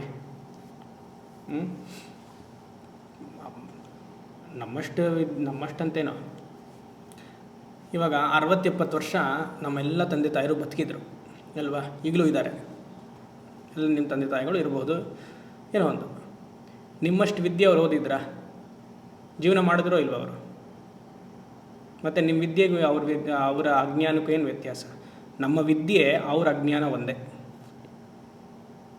60-70 ವರ್ಷ ಜೀವನ ಎಷ್ಟು ಚೆನ್ನಾಗಿ ನಡೆಸಿದ್ರು. 4-5 ಮಕ್ಕಳನ್ನ ಹೆತ್ತರು. ನಾವು ಹೇಳುವಂತಹ ವಿದ್ಯೆ 3 ಕಾಸು ಅವ್ರಿಗಿರಲಿಲ್ಲ. ಜೀವನ ನಡೀತೋ ಇಲ್ವೋ? ಅವ್ರಿಗಿರುವಂತಹ ವಿಕ್ಷೇಪ, ನಮಗಿರುವಂತಹ ವಿಕ್ಷೇಪ ನೀವು ಒಂದ್ಸತಿ ನೋಡಿ. ನಾವು ಹೇಳ್ತೀವಿ ಅಮ್ಮ ನಿನಗೆ ಬುದ್ಧಿ ಇಲ್ಲ, ಅಪ್ಪ ನಿನಗೆ ಬುದ್ಧಿ ಇಲ್ಲ. ಏನು ಬುದ್ಧಿ ಇಲ್ಲ? ನಮಗಿಲ್ಲ ಅಷ್ಟೇ. ನಾವೇನೋ ಲೌಕಿಕ ವಿದ್ಯೆಯನ್ನು ಗಳಿಸಿದ್ದೀವಿ ಅಂತ. ಎಷ್ಟು ಜನನ ಹೆತ್ತಿದ್ದಾರೆ ನಿಮ್ಮ ಅಮ್ಮ. ನಮ್ಮ ಓಲ್ಡ್ ಜನ್ರೇಷನ್ ನೋಡಿ, 8-9 ಜನನ ಹೆತ್ತಿದ್ರು ಅಲ್ವಾ? ಸಂತೋಷ, ಎಲ್ರಿಗೂ ಅವ್ರಿಗಾಗಿದ್ದಷ್ಟು ಮಾಡಿದ್ರು. ಇವಾಗ ಒಂದು ಹೇರಕ್ಕಾಗಲ್ಲ ನಮಗೆ. ಕೇಳಿದ್ರೆ ಊಟ ಸರಿ ಇಲ್ಲ ಅಂದ್ಬಿಡ್ತೀವಿ. ಈಗ ಬರ್ತಿರೋ ಆಹಾರ ಸರಿ ಇಲ್ವಂತ, ಅದಕ್ಕೆ ಹೇರೋದು ಕಷ್ಟ ಅಂತ. ಸರಿ, ಅದು ಬೇರೆ, ಅದು ಆಮೇಲೆ ವಿಚಾರ. ಯೋಚನೆ ಮಾಡಿ, ಇದೆಲ್ಲ ಯೋಚನೆ ಮಾಡಬೇಕು. ಈ ಥರ ಇದೇ ಉಪಾಸನೆ.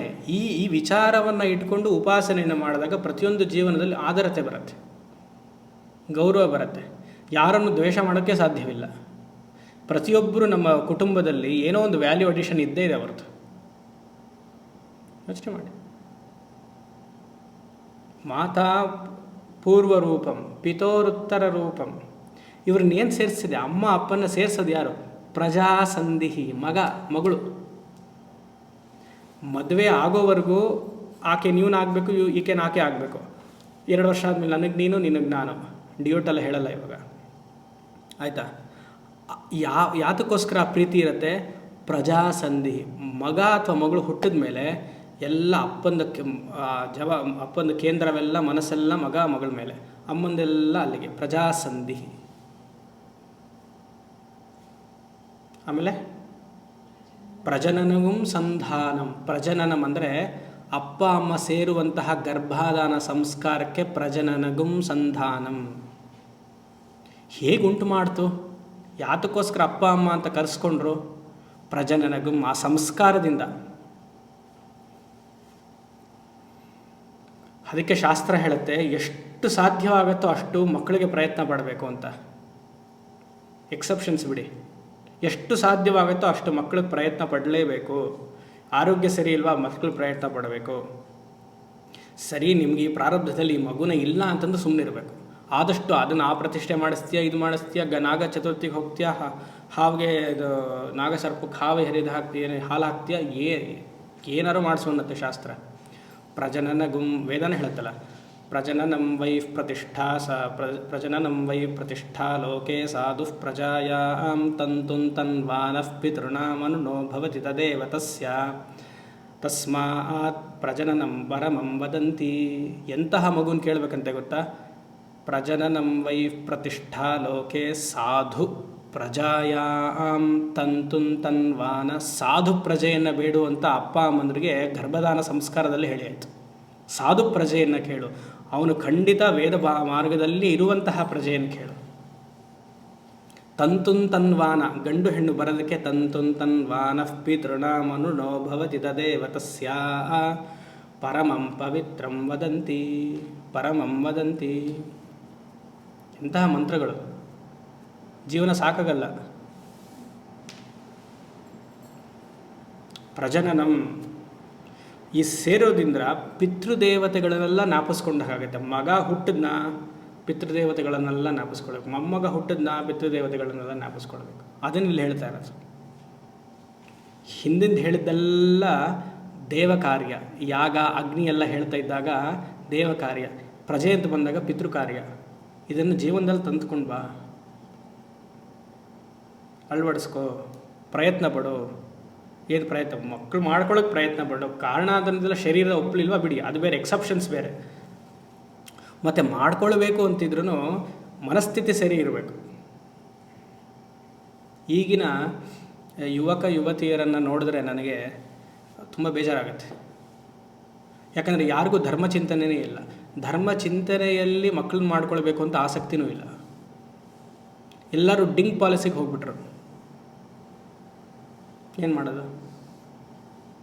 ಏನು ಡಿಂಕ್ ಅಂದರೆ? ಅಷ್ಟೇ, Dimple Kapadia, DINK. Double income no kids policy.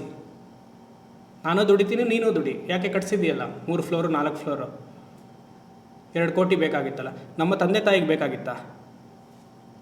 ಆ ಥರ ಇದ್ದೀರಾ? 70 ವರ್ಷ 80 ವರ್ಷ ಬಾಡಿಗೆ ಮನೇಲಿದ್ದೆ ಮಕ್ಕಳನ್ನೆಲ್ಲ ಮಾಡಿ ನಿಲ್ಲಿಸ್ಲಿಲ್ವಾ? 6-3ಕ್ಕೆ ಮಾಡಿದ್ಕೊಳ್ಳೋದಕ್ಕೆ 3 ಕೋಟಿ ಎದೆ ಮೇಲೆ ಹಾಕೊಂಡು ಒದ್ದಾಡಬೇಕು 60-70 ವರ್ಷದವರೆಗೂ. ದೊಡ್ಡ ಪುರುಷಾರ್ಥ. ಈ ಮಾಡೋದ್ರಿಂದ ಏನಾಗುತ್ತೆ, ವೈದಿಕ ಕರ್ಮ ಮಾಡೋಕ್ಕಾಗಲ್ಲ, ಸಂಧ್ಯಾ ವಂದನೆ ಮಾಡೋಕ್ಕಾಗಲ್ಲ, ಪೂಜೆ ಮಾಡೋಕ್ಕಾಗಲ್ಲ, ಜಪ ಮಾಡೋಕ್ಕಾಗಲ್ಲ. ನಿತ್ಯ ನೈಮಿತ್ತಿಕ ಕರ್ಮ ಔಟ್ ಆಯಿತು. ಸಾಲ ತೀರಬೇಕು ಅಂತ ಜಪಗಳೆಲ್ಲ ಮಾಡೋ ಥರ ಆಯಿತು. ಯೋಚನೆ ಮಾಡಿ. ಆಮೇಲೆ ಕೇಳಿದ್ರೆ ನಾನು ದೇವಸ್ಥಾನಕ್ಕೆ ಹೋಗಬೇಕು, ಅಲ್ಲಿ ಹೋಗಬೇಕು, ತೀರ್ಥಕ್ಷೇತ್ರಕ್ಕೆ ಹೋಗಬೇಕು. The so called educated people ನಾವೆಲ್ಲ ಅಲ್ವಾ? ಕಾಮನ್ ಸೆನ್ಸ್ ಇರಬೇಕು. ಕಾಮನ್ ಸೆನ್ಸ್ ಎಲ್ಲೆಲ್ಲೋ ಉಪಯೋಗಿಸ್ತಾರೆ ನಮ್ಮವ್ರು. ಏನು ಮಾಡೋದು? ಅದನ್ನು ಯೋಚನೆ ಮಾಡಿ. ಪ್ರಜಾ ಎಷ್ಟು ಮಕ್ಕಳಿಗೆ ಹೇಳ್ಕೊಡ್ತಿದ್ದೆ ಉಪನಿಷತ್ತು. ಈ ಥರ ಧ್ಯಾನ ಮಾಡಿದ್ರೆಪ್ಪ, ಈ ಥರ ಉಪಾಸನೆ ಮಾಡಿದ್ರೆಪ್ಪ ನಿನಗೆ ಅಹಂ ಬ್ರಹ್ಮಾಸ್ಮಿ ಅರ್ಥ ಆಗೋದು. ಇದೇ ಮಾಡಲಿಲ್ಲ ಅಂದ್ರೆ ಅದು ಏನು ಬರುತ್ತೆ? ಅವಾಗ ಏನಾಗೋದು ಗೊತ್ತೆ, ಇದೆಲ್ಲ ನಾವು ಮಾಡಲಿಲ್ಲ ಅಂದರೆ ಅಹಂ ಬ್ರಹ್ಮಾಸ್ಮಿ ನಮಗೆ ಫ್ಯಾಕ್ಟ್ ಆಗಲ್ಲ. ಏನೋ ಹೇಳ್ತಿದ್ದಾರೆ ಸ್ವಾಮಿ. ಎಷ್ಟೋ ಜನಕ್ಕೆ ವೇದ ಅಂತ ಹೇಳಿದ್ರೆ it is not applicable to me, ನನಗೇನೋ ಈಗಿನ ಕಾಲದಲ್ಲಿ ಅವಶ್ಯಕತೆ ಇಲ್ಲ. ಯಾಕಂದರೆ ಇವನಿಗೆ ಪೂರ್ತಿ ಪರಾಕ್ ಬುದ್ಧಿ. ಯಾಕಂದರೆ ಪರಾಕ್ ಬುದ್ಧಿ, ಕೆಳಗಡೆ ಮಾಡಬೇಕು, ಸಾಲ ತೀರಿಸ್ಬೇಕು, ಆ ಬುದ್ಧಿ ಇಲ್ಲ. ಇದ್ರೆ ವೇದಾಂತ ಇಲ್ಲೇ ಆಯಿತು. ವೇದಾಂತ ಬಿಡಿ, ದೇವತಾರ್ಚನೆ ಅನ್ನುವಂಥ ಅದೇ ಇಲ್ಲ, ನಾಮಸ್ಮರಣೆ ಅನ್ನುವಂಥ ಚಿಂತನೆ ಇಲ್ಲವಲ್ಲ. ಭಯದಿಂದ ಮಾಡೋ ಥರ ಆಗಿದೆ ಅವಾಗೆಲ್ಲ ಅಲ್ವಾ? ಯೋಚನೆ ಮಾಡಿ. ಪ್ರಜನನಗುಂ ಸಂಧಾನಂ, ಇದು ಹೇಳ್ತಾ ಹೋಗ್ಬೋದು. 7 ದಿವಸ ಸಾಕಾಗಲ್ಲ. ಅದಕ್ಕೆ ಇಲ್ಲಿ ನಿಲ್ಲಿಸ್ತೀನಿ, 7 ನಿಮಿಷಕ್ಕೆ ನಿಲ್ಲಿಸ್ತೀನಿ. ಇತ್ಯಧ್ಯಾತ್ಮಂ, ಇದು ಸರಿ. ಇತಿ ಪ್ರಜಂ, ಕೊನೆಯದು ಅಥಾಧ್ಯಾತ್ಮಂ ಅದರಾಹನುಃ ಪೂರ್ವರೂಪಂ ಉತ್ತರಾಹನುರುತ್ತರರೂಪಂ ವಾಕ್ಸಂಧಿಃ ಜಿಹ್ವಾಸಂಧಾನಂ ಇತ್ಯಧ್ಯಾತ್ಮಂ. ಕೊನೆಯದು ಅಧ್ಯಾತ್ಮ ಉಪಾಸನೆ. ಸಮಷ್ಟಿಯಿಂದ ಬಂದು ದೇವತೆಗಳನ್ನು ಬಗ್ಗೆ ಎಲ್ಲ ಚಿಂತನೆ ಮಾಡಿ ಅಂಥೇಳಿ, ಪ್ರಕಾಶ ತತ್ವವನ್ನೆಲ್ಲ ಚಿಂತನೆ ಮಾಡಿ ಅಂಥೇಳಿ, ಗುರು ಶಿಷ್ಯರನ್ನು ಚಿಂತನೆ ಮಾಡಿ ಅಂಥೇಳಿ, ಅಪ್ಪ ಅಮ್ಮಂದರು ಪಿತೃಗಳನ್ನೆಲ್ಲ ಚಿಂತನೆ ಮಾಡಿ ಅಂಥೇಳಿ, ಕೊನೆಗೆ ಶರೀರವನ್ನೇ ಭಾವನೆ ಮಾಡಿ, ಎಲ್ಲಿದ್ದಾನೆ ಬ್ರಹ್ಮ ಚೈತನ್ಯ, ಇಲ್ಲೇ ಅಲ್ಲಿ ಕರ್ಕೊಂಡು ಬರ್ತಿದ್ದಾರೆ. ಶರೀರವನ್ನೇ ಚಿಂತನೆ ಮಾಡಿ. ಅದು ಮಾಡ್ತಿದ್ದೀವಲ್ಲ ಸ್ವಾಮಿ. ಶರೀರ ಬಗ್ಗೆ ನೀವು ಯಾಕೆ ಹೇಳಬೇಕು ಚಿಂತನೆ ಮಾಡಿ ಅಂತ? ಅಯ್ಯೋ, ನಮ್ಮ ಜೀವನ ಪೂರ್ತಿ ಅದೇ ಅಲ್ವಾ? ಅಥಾಧ್ಯಾತ್ಮಂ ಅದರಾಹನುಃ ಪೂರ್ವರೂಪಂ. ಇದು ದವಡೆ. ಅದರಾಹನು ಅಂದರೆ ದವಡೆ. ದವಡೆ ಬಗ್ಗೆ ಚಿಂತನೆ ಮಾಡಿ ಅಂತ. ಹಲ್ಲು ಕಟ್ಟಿಸ್ಕೊಳ್ಳ, ಏನು ಮಾಡಲಿ ಅಂತ. ದವಡೆ ಸರಿಯಾಗಿದೆಯಾ ಇಲ್ವ ನೋಡ್ಕೊಳ್ಳಿ ಅಂತ. ಅದರಾಹನು ಅಂದರೆ ಈ ಭಾಗ. ಅದರಾಹನುಃ ಪೂರ್ವರೂಪಂ ಉತ್ತರಾಹನುರುತ್ತರ ರೂಪಂ, ಮೇಲಿನ ದವಡೆ. ಆ ಮೇಲಿನ ದವಡೆ, ಕೆಳಗಡೆ ದವಡೆ ಧ್ಯಾನ ಮಾಡಿ ಅಂತಿದೆ ಉಪನಿಷತ್ತು. ಈ 2 ದವಡೆಗಳನ್ನು ಸೇರಿಸ್ತಾ ಇದೆ. ಅದು ವಾಕ್ ಸಂಧಿಹಿ, ಮಾತು, ನಾಲಿಗೆ ಸೇರಿಸ್ತಾ ಇದೆ. Walk ಸಂಧಿಹಿ combination. ಜಿಹ್ವಾ ಸಂಧಾನಂ, ಮಾತು, ವಾಕ್ ಮಾತು, ಜಿಹ್ವಾ ಅಂದರೆ ನಾಲಿಗೆ. ನಾಲಿಗೆ ಇರೋದ್ರಿಂದ ಊಟ ಮಾಡ್ತೀವಿ ನಾವು. ಅನ್ನ ಹಾಕೊಳ್ಳಿ, ಮೇಲ್ಗಡೆ ದವಡೆ ಬೇಕಾ ಕೆಳಗಡೆ ದವಡೆ ಬೇಕಾ? ಮಂಚಕ್ಕೆ ಅಗ್ಯಕ್ಕೆ ಎರಡೂ ಬೇಕು. ಯೋಚನೆ ಮಾಡಿದಿರ ಒಂದು ಸತಿ ನಾವು ಊಟಕ್ಕೆ ಹಿಂಗೆ ಹಾಕೊಳ್ತೀವಲ್ಲ, ಒಂದು ಸತಿ ದವಡೆಯ ಪ್ರಾಮುಖ್ಯತೆ ಎಷ್ಟಿದೆ ಅಂತ ಕೇಳಿ ನೋಡಿದ್ದೀರಾ? ಅದಕ್ಕೆ ಇವಾಗೆಲ್ಲ ಡಾಕ್ಟ್ರನ್ನ ಹೇಳ್ತಾರೆ 32 ಆಯುರ್ವೇದ 32 ಸತಿ ಅಗಿಬೇಕು ಅಂತಾರೆ. 32 ಸತಿ ಅನ್ನ ಅಗ್ದು ಅಗ್ದು ಅಗ್ದು ಅಗ್ದು ಅಗ್ದು ಅಯ್ಯೋ ಯಾರಾಗಿದ್ದಾರೆ ಬಾಯಿ ನೋವತ್ತೆ. 32 ಸತಿ ಅಗಿಬೇಕಪ್ಪ. ನೀನು ಅಗದೆ ಹಾಗೆ ನುಂಗ್ಕೊಂಡಿರೋದ್ರಿಂದ ಹಾಗೆ ಹೋಯ್ತದು, ಆಯಿತಾ? 32 ಸತಿ ಅಗಿಬೇಕು. ನೀನು 5 ಸತಿ ಅಗ್ದು ಚೆನ್ನಾಗಿ ಗ್ಲುಪ್ ಬಂದು ನುಂಗ್ಕೊಂಡ್ರೆ ಆಗಲ್ಲ. ಆಮೇಲೆ ಕಾನ್ಸ್ಟಿಪೇಷನ್ ಎಲ್ಲ ಬರುತ್ತೆ. ಮತ್ತೆ ಕೇಳ್ತೀವಿ ಯಾಕೆ ಅಂತ. ನಾನು ಅಂದ್ರೆ ಜಾತ್ರೆಗೆ ಬರ್ತೀರ ಆವಾಗ. ನಾನು ಅಲ್ಲಿ ನೋಡ್ಬೇಕು 6ನೇ ಮನೇಲಿ ಏನಿದೆ. ಚೆನ್ನಾಗಿ ಅಗ್ದಿದ್ರೆ ನೀವು ಬರ್ತಾನೆ ಇರಲಿಲ್ಲ. 6ನೇ ಮನೇಲಿ ಏನಿದೆ ಅಂತ ಕೇಳ್ತೀರ. ಯೋಚನೆ ಮಾಡಿ. ಅಗಿಬೇಕು, ಅದು ಸ್ಥೂಲವಾಗಿ ಹೇಳ್ತೀನಿ, ಆಮೇಲೆ ಹೇಳ್ತೀನಿ. ಚೆನ್ನಾಗಿ ಅಗಿಬೇಕು, ಮಂಚ್ ಮಾಡಬೇಕು. ಮಕ್ಳಿಗೆ ನಾವು ಹೇಳ್ತೀವಿ ನೀನು ಚೆನ್ನಾಗಿ ಅಗ್ದು ಅಂತ. ಅಮ್ಮಂದಿರೋಲ್ಲ, ಟೈಮ್ ಆಗೋಯ್ತು ಅಂತ ಮೊಸರನ್ನ ತುಳಿದ್ಬಿಡ್ತಾರೆ. ಹಾಗೆ ನುಂಗು ನುಂಗು ಬೇಗ ನುಂಗು ಅಲ್ವಾ? ಇದೆಲ್ಲ ಹೇಳ್ಕೊಡ್ಬೇಕು. ಅಗಿಬೇಕು. ಅದಕ್ಕೆ ಊಟಕ್ಕೆ ಸಮಯ ಕೊಡಬೇಕು. ಊಟದ ಸಮಯದಲ್ಲಿ ಬೇರೆ ಏನೂ ಮಾತಾಡಬಾರ್ದು. ಯೋಚನೆ ಮಾಡಿ. ಆಹಾರ ತಗೊಂಡಾಗ ಈ ದವಡೆಯ ಪ್ರಾಮುಖ್ಯತೆ ನಮಗೆ ಗೊತ್ತಿಲ್ಲ ಅಂದರೆ ಜೀವನ ಹಾಳಾಗೋಗುತ್ತೆ. ಅರ್ಗದಿಲ್ಲ, ತಿಂದಿದ್ದ ಅನ್ನ ಅರಗಲಿಲ್ಲ ಅಂತಂದರೆ, ಈ ದವಡೆಯ ಸಹಾಯ ಇಲ್ಲ ಅಂದರೆ ಹೇಗೆ? ಇದೆಲ್ಲ ನಾವು ಟೇಕ್ ಇಟ್ ಫಾರ್ ಗ್ರಾಂಟೆಡ್. ಯಾಕೆಂದರೆ ಇಲ್ಲಿ ವೇದ ಮಂತ್ರಗಳು ಉಚ್ಚಾರಣೆ ಆಗ್ತಾ ಇದೆ, ಇಲ್ಲಿ ಧ್ಯಾನ ಮಾಡು, ವಾಕನ್ನು ಧ್ಯಾನ ಮಾಡು. ವಾಕ್ ಅಂದರೆ ಧ್ಯಾನ ಮಾಡು ಅಂತಂದರೆ ವಾಕನ್ನು ಎಷ್ಟು ಮಾತಾಡಬೇಕೋ ಅಷ್ಟು ಮಾತಾಡು, ಹೇಗೆ ಮಾತಾಡಬೇಕೋ ಹಾಗೆ ಮಾತಾಡು, ಲಿಮಿಟೆಡ್ ಆಗಿರ್ಕೊ ನಿನ್ನ ಮಾತುಗಳನ್ನೆಲ್ಲ. ಅದನ್ನ ಇಲ್ಲಿ ಹೇಳ್ತಾರೆ. ವೇದ ಮಂತ್ರದ ಈ ಬಾಯಿಂದ ತಾನೇ ವೇದ ಮಂತ್ರ ಬರೋದು, ಅದನ್ನು ಧ್ಯಾನ ಮಾಡು. ಜಿಹ್ವಾ ಸಂಧಾನಂ ಇತ್ಯಧ್ಯಾತ್ಮನ್. ಅಷ್ಟು ಇಲ್ಲಿ ಇಷ್ಟು ಉಪಾಸನೆ ಆಯಿತು. ತಿರ್ಗಾ ಮತ್ತೆ ಇದು ಬರುತ್ತೆ, ಮುಂದೆ ನೋಡೋಣ. ನೆಕ್ಸ್ಟ್ ಇತೀಮಾ ಮಹಾಸಗುಂಹಿತಾಃ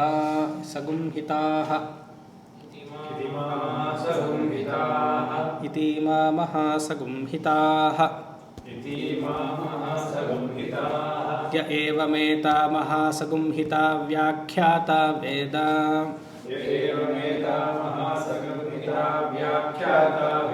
ಸಂಧೀಯತೆ ಪ್ರಜಯಾ ಪಶುಭಿಃ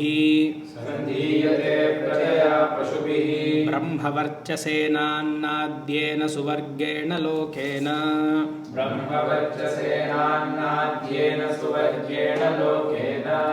ಫಲ, ಈ ಉಪಾಸನೆ 5 ಉಪಾಸನೆಯ ಫಲ ಇಲ್ಲಿ ಹೇಳ್ತಿದೆ ನೋಡಿ. ಇತೀಮಾ ಮಹಾಸಗುಂಹಿತಾಃ. ಸಗುಂಹಿತಾಃ ಆದಮೇಲೆ ಉಕ್ತಃ ಅಂತ ಹಾಕೊಳ್ಬೇಕು, ಅದನ್ನು ಸಪ್ಲೈ ಮಾಡಬೇಕು. ಈ 5 ಉಪಾಸನೆಗಳನ್ನು ವೇದವು ಹೇಳ್ತು. ಇತೀಮ ಮಹಾಗುಂ ಸಂಹಿತಾಃ ಸಗುಂಹಿತಾಃ. ಈ 5 ಸಂಹಿತಾ ಉಪಾಸನೆಯನ್ನು ಉಕ್ತಃ ವೇದ ಹೇಳ್ತು. ಯ ಏವಮೇತ ಸಗುಂಹಿತ ವ್ಯಾಖ್ಯಾತ ವೇದ. ಸರಿ, ವ್ಯಾಖ್ಯಾತ ಹೇಳ್ತು, ಅದನ್ನು ವ್ಯಾಖ್ಯಾಯಿಸ್ತು. ಅಂದರೆ ಹೀಗೆ ಮಾಡು, ಅದರ ಹನುಪೂರ್ವ ರೂಪಂ ಉತ್ತರ ಹನುಪೂರ್ವ ರೂಪಂ ಮಾತಾ ಪಿತೋರುತ್ತರ ರೂಪಂ ಪ್ರಜಾಸಂಧಿ, ಇದೆಲ್ಲ ವ್ಯಾಖ್ಯಾನವನ್ನು ಮಾಡ್ತು. ಅಂದರೆ ಈ ರೀತಿಯಾಗಿ ಮಾಡು ಅಂತ ತಿಳಿಸ್ತು. ಇಲ್ಲಿ ವೇದ ಅಂತಂದರೆ ಯಾರು ಅದನ್ನು ತಿಳಿತಾರೋ ಮತ್ತು ಅನುಷ್ಠಾನಕ್ಕೆ ತರ್ತಾರೋ ಅಂತ. ಉಪಾಸನೆ ಆದ್ದರಿಂದ ತಿಳಿಬೇಕು ಮತ್ತು ಅನುಷ್ಠಾನಕ್ಕೆ ತರಬೇಕು. ವೃತಂ ಸತ್ಯಂ, ಆ ರೀತಿಯಾಗಿ. ಸಂಧೀಯತೆ, ಉಪಾಸನೆಗೆ ಮುಖ್ಯವಾಗಿರುವಂಥದ್ದು ಸಂಧೀಯತೆ. ಈ ಸಂಧಿ ಅಂತ ಬಂತಲ್ಲ ಎಲ್ಲದರಲ್ಲೂ, ಮೆಡಿಟೇಟಿಂಗ್ ಆನ್ ಸಂಧಿ, ಅದು ಸಂಧೀಯತೆ. ಆ ರೀತಿಯಾಗಿ ಉತ್ತರ ರೂಪ ಪೂರ್ವರೂಪ ಸಂಧಿ ಸಂಧಾನಂ ಕ್ರಮವಾಗಿ ಮಾಡ್ಕೊಂಡು ಬಂದರೆ ಫಲ ಏನು? ಪ್ರಜಯ. ಪ್ರಜಯ ಅಂದರೆ ನಿಮಗೆ ಹೇಳುವಂತಹ ಧರ್ಮದಲ್ಲಿ ಆಸಕ್ತಿ ಇರುವಂತಹ ಮಕ್ಕಳು ಹುಟ್ಟುತ್ತಾರಂತೆ ನಿಮಗೆ, ಪ್ರಜಯ. ಉಪಾಸನೆ ಮಾಡೋದ್ರಿಂದ ಫಲ ಏನು? ಮಕ್ಕಳು ಧರ್ಮಚಿಂತೆಯಲ್ಲಿರೋರಾಗ್ತಾರೆ. ಪಶುಬಿಹಿ, ಹಸುಗಳು ದಂಡಿಯಾಗಿ ಸಿಗ್ತವೆ. ಈಗಿನ ಕಾಲದಲ್ಲಿ ವಾಹನಗಳು 2 ವೀಲರ್ 4 ವೀಲರ್ ಕೇಳಿದ್ದು ತಿಂಗಳಿಗೊಂದೊಂದು ಒಂದೊಂದು ಪರ್ಚೇಸ್ ಮಾಡ್ಬೋದು. ಪಶುಬಿಹಿ. ಬ್ರಹ್ಮವರ್ಚಸ್, ಮುಂಚಿತವಾಗಿ ನೋಡಿದ್ವಿ, ಬ್ರಹ್ಮವರ್ಚಸ್ ಪ್ರಾಪ್ತಿಯಾಗತ್ತೆ. ಬ್ರಹ್ಮವರ್ಚಸೇನ ಅನ್ನದಾಯೇನ, ಅನ್ನ ಇಹಲೋಕದಲ್ಲಿ ಫಲ. ಇಲ್ಲಿ ಆಚಾರ್ಯರು ತಿಳಿಸ್ತಾರೆ ಇಹಲೋಕದ ಫಲ. ಖಾರವಾದ ಸ್ಪೈಸಿ ಆಹಾರವನ್ನು ತಗೊಳ್ಬೋದು, ಅಲ್ಸರ್ ಬರೋದಿಲ್ಲ ನಿಮಗೆ. ಸಿಹಿ ಪದಾರ್ಥವನ್ನು ತಗೊಳ್ಬೋದು, ಶುಗರ್ ಖಂಡಿತ ಬರಲ್ಲ. ಇನ್ಸುಲಿನ್ ಟ್ಯಾಬ್ಲೆಟ್ ಹಾಕೊಳ್ಳೋದು ಬೇಡ, ಇಂಜೆಕ್ಷನ್ ತಗೊಳ್ಳೋದು ಬೇಡ. ಇಲ್ಲಿ ಅದೆಲ್ಲ ಇದೆಯಾ? ಇದು ನಂದು ಟೀಕಾ. ಇದು ಯಾಕೆ ನಾ ಹೇಳಬಾರ್ದ ಈ ರೀತಿಯಾಗಿ? ಅವ್ರ ಆಚಾರ್ಯರು ಹೇಗೆ ಹೇಳ್ತಾರೆ, ನಂದು ಟೀಕಾನು ಹೇಳ್ತೀನಿ, ನಂದು ಭಾಷ್ಯ ಇದು.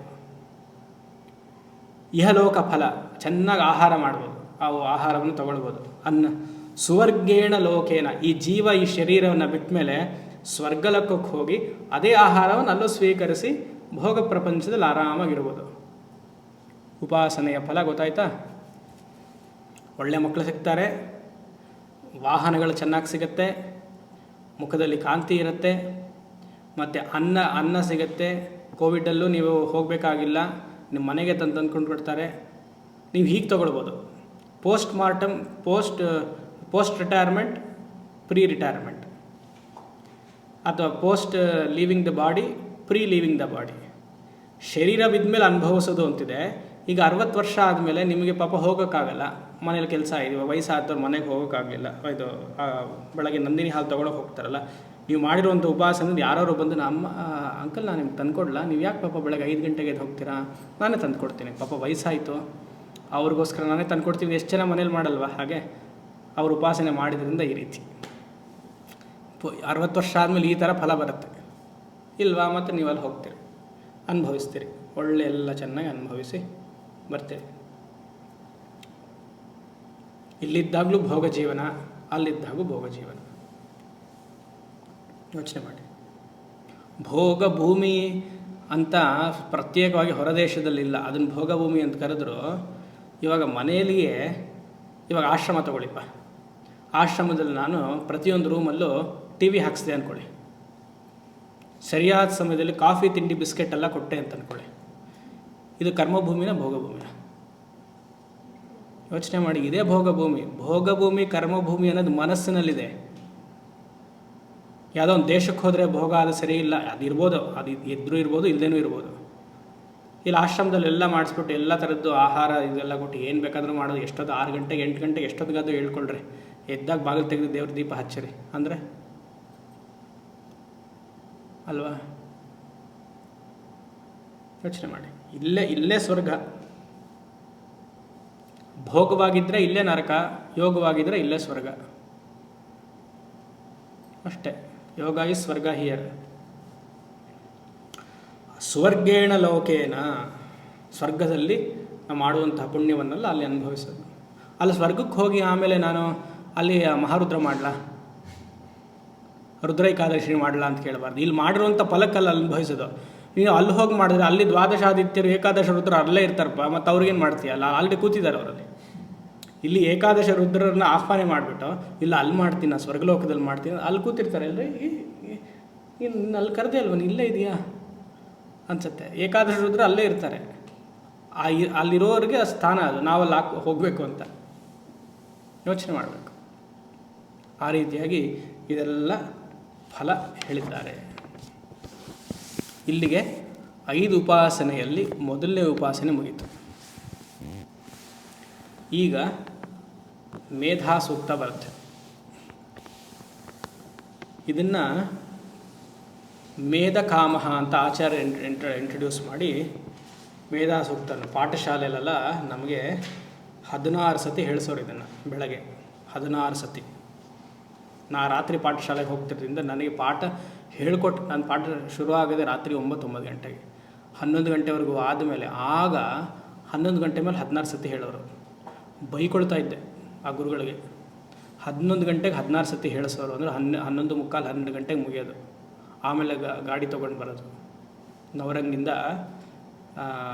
ಬಸವೇಶ್ವರ ನಗರಕ್ಕೆ ಬರೋದು, ಬಸವೇಶ್ವರ ನಗರದಿಂದ ಮಹಾಲಕ್ಷ್ಮಿ ಲೇಔಟ್ಗೆ ಹೋಗೋದು. 12-12:30 ಆಗೋದು ಪಾಠ ಮುಗಿಸ್ಕೊಂಡು ಬರೋಷ್ಟಲ್ಲಿ. 16 ಸತಿ ಹೇಳೋರು, ಹೇಳಬೇಕು ಅಂತ. ವೇದ ಪಾಠಶಾಲೆಲ್ಲ ಬೆಳಗ್ಗೆ 4:45 ಹೇಳಿಸ್ತಾರೆ ಇದನ್ನು, ಮೇಧಾಶಕ್ತಿ ಬರಲಿ ಅಂತ ಮಕ್ಕಳಿಗೆ ಹೇಳಿಸಿ ಇದನ್ನು.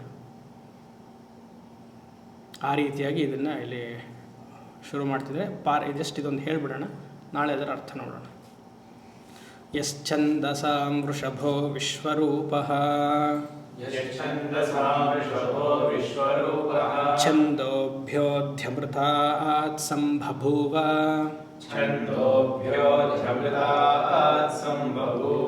ಸಮೇಂದ್ರೋ ಮೇಧಯಾ ಸ್ಪೃಣೋತು ಅಮೃತಸ್ಯ ದೇವಧಾರಣೋ ಭೂಯಾಸಂ ಶರೀರಂ ಮೇ ವಿಚರ್ಷಣಂ ಜಿಹ್ವಾ ಮೇ ಮಧುಮತ್ತಮ ಕರ್ಣಾಭ್ಯಾಂ ಭೂರಿ ವಿಶ್ರುವಂ ಬ್ರಹ್ಮಣ ಕೋಶೋಸಿ ಮೇಧಯಾ ಪಿಹಿತಃ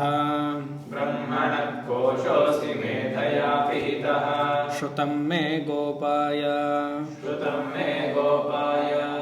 ಓಂ ಶಾಂತಿ ಶಾಂತಿ ಶಾಂತಿ.